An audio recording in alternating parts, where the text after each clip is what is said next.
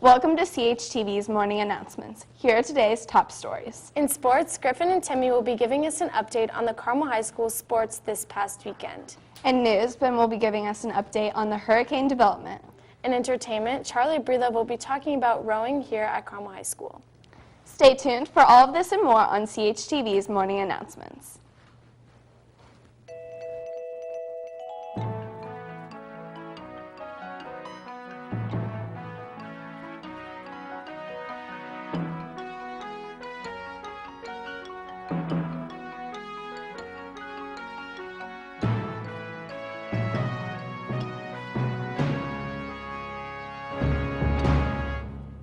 Good morning, Greyhounds. I'm Reagan Markland. And I'm Morgan Millay. Reagan, I'm so excited to be back on the show. Absolutely. It's great to be back. We are so excited to bring you today's news. Well, we have a full show today with a ton of updates on everything Carmel. But at this time, please stand and join us in the Pledge of Allegiance, followed by a moment of silence. Pledge allegiance to the flag of the United States of America and to the republic for which it stands, one nation, under God, indivisible, with liberty and justice for all. Please remain standing for a moment of silence. A happy birthday goes out to Pat Baker, Rebecca in Special Services, and Gavin Buba. Jake Davis, Sam Hildebrand, Corlin Hine, and Zachary Howard. Taylor Kennedy and Samantha LaTulip, Kyle Lozen and Yagath Rayo. Noah Sommer, Ava Wetzel, and Eddie Wetzel. Happy birthday, guys. This weekend was very eventful for Carmel High School sports. We now pass it over to Griffin Gonzalez and Timmy Dixon to tell us more. Thank you so much, Morgan. And what a weekend it was in Carmel sports. Lots of stuff to talk about, what's gone down. And we're just going to dive right in. Let's go ahead and get started. First off, Warren versus Carmel football Friday night. Not the best matchup for Carmel, but man, Gabe Quigley looked pretty talented there, Timmy. Well, Warren was led by Jaden George. He threw for 245 yards and 2 touchdowns in this matchup. Hey, he looked pretty good. It's pretty fun when you have a guy like David Bell to throw to. On to our next sport, tennis. They've looked pretty good behind seniors Patrick Fletchaw and Drew Michael at the #1 singles and #1 doubles, and they're getting ready for state this Friday. Yeah, make sure to come out this Friday at 3 o'clock against the #2 team in the state, North Central. That's going to be a fun matchup, as it always is between those two programs.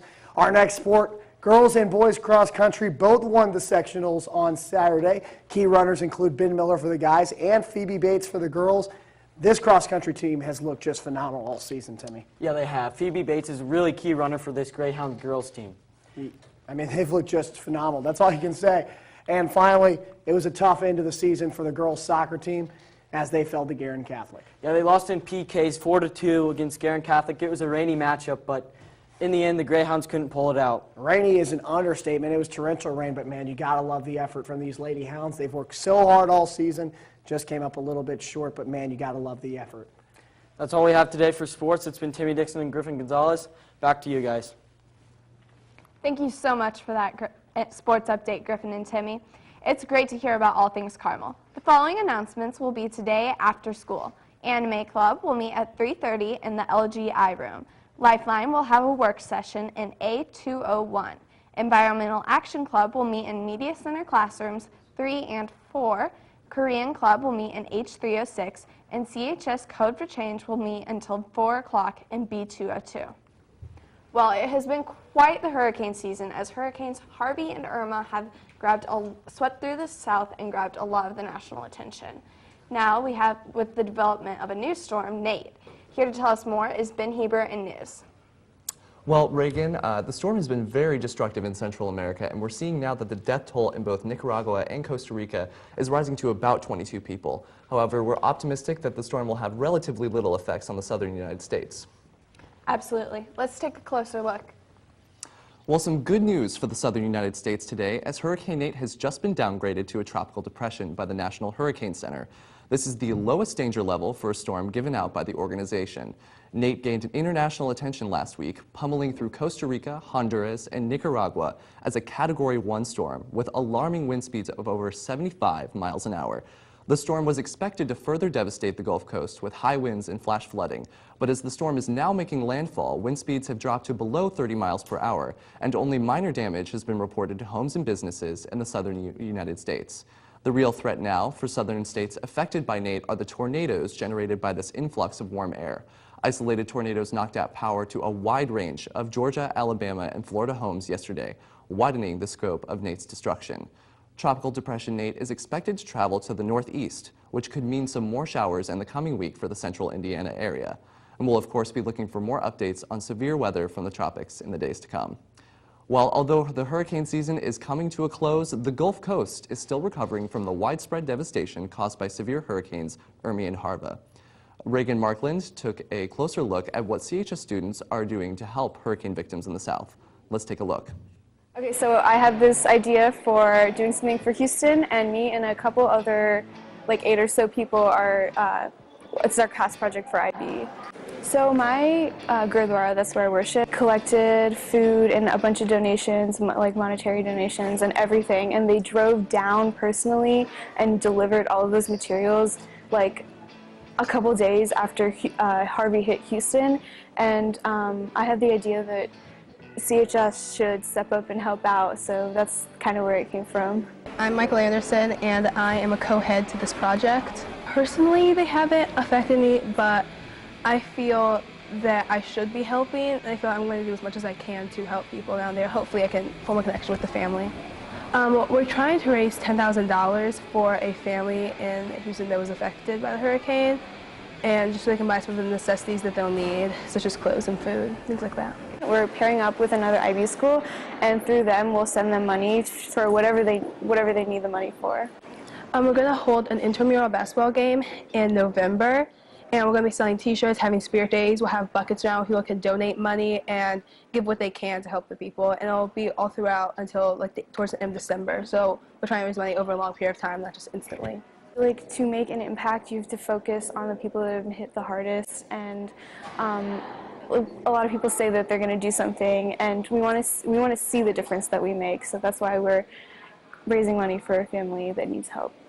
I feel like we have the obligation to do it. I mean, we are provided with so many things, and if we're able to help people who were impacted by a hurricane and who aren't able to provide for themselves with food and clothing anymore, then we want to do as much as we can for them.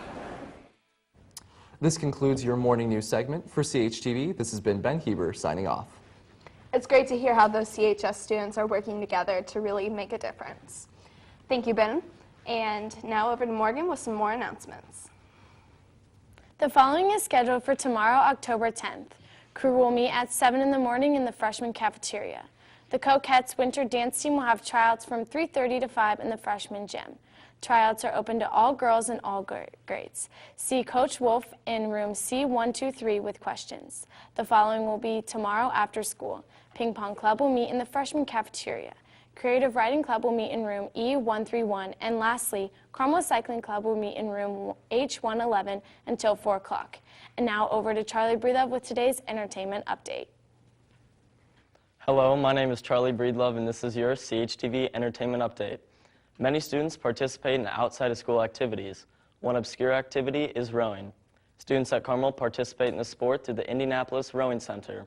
CHTV's Chase Southard and James Stout sat down with Caitlin Young to get a closer look.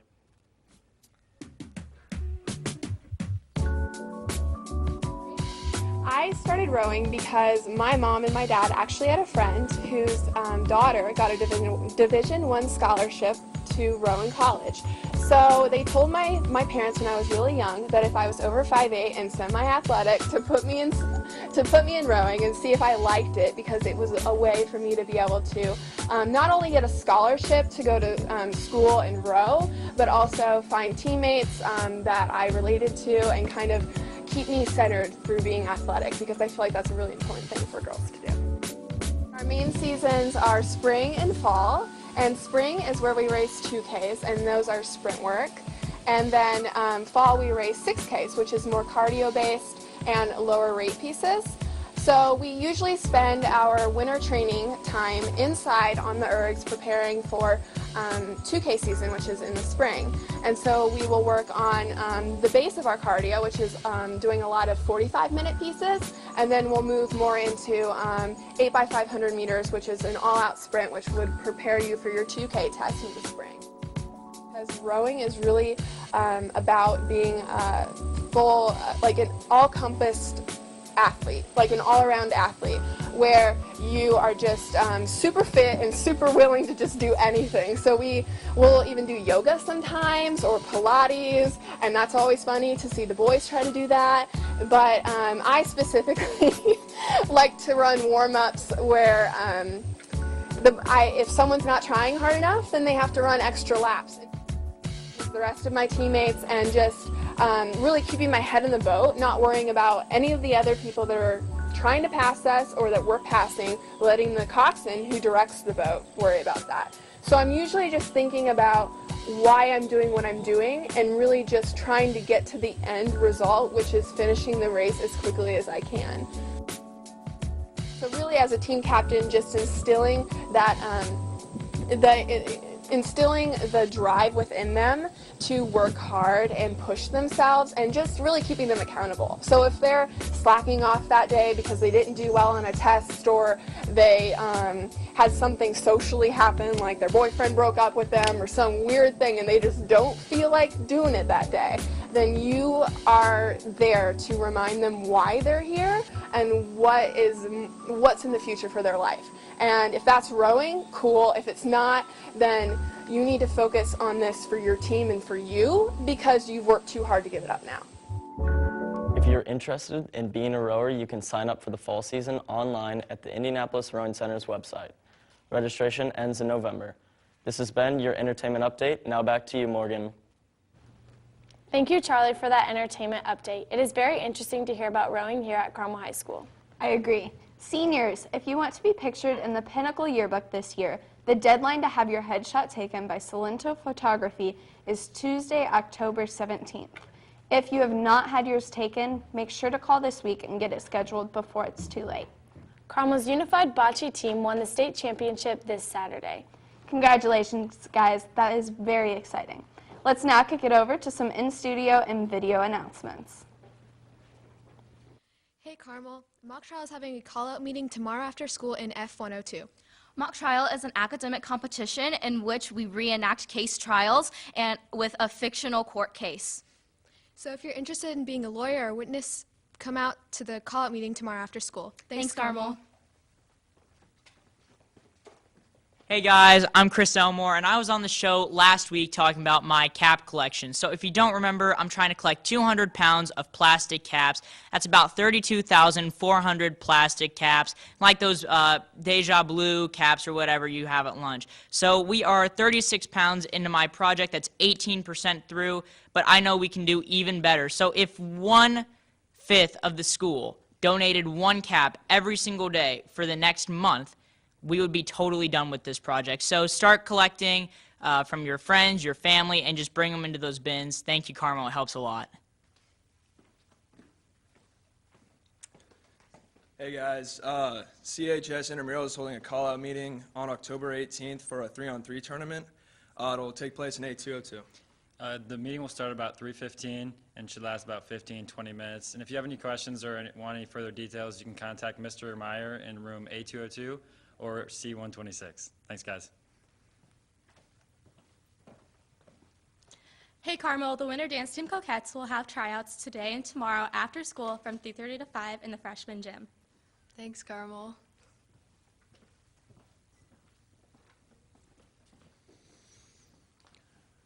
Good morning, Greyhounds. I'm Mr. Seaver, and I just want to take a few minutes to talk about what will be taking place this coming Wednesday, October 11th. That day will be an extremely important day, as all freshmen will be taking the PSAT 9, sophomores will be taking the PSAT. Seniors, as you know, you've been given different options, including participating in a college visit, participating in a job shadowing experience, or attending a workshop here at school that will give you helpful hints on how to complete a college application.